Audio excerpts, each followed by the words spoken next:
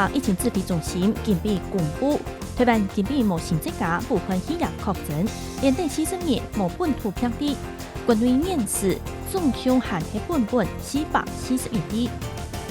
因应病疫季就要到来嘅，松北市宣布要并用举办病疫典礼，韩国病疫旅行嘅限制。台北市教育局限卡公布嘅相关嘅判例指引，包含病疫典礼唔好请按到外边，喺讲要強制就做嚟開放俾家長來參加，唔過要包含攝影師也嚟批圖。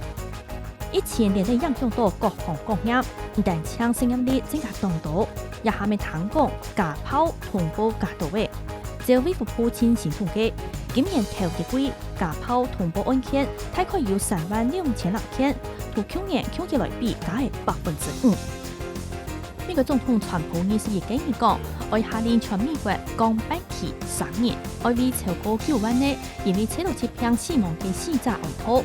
喺個其他咩事件，復必查廠、產房條其他生產家下，其聲音有待做嘢咩？唔過佢無需愛本記者看到。有一份研究就講，美國喺港頭疫情發生前1禮拜就有防疫措施，就做嚟同36300嘅命救咗來。全世界確診人數超過510萬則，顯示南美洲疫情當厲害，巴西可能會成為全世界第2大嘅疫情從早期。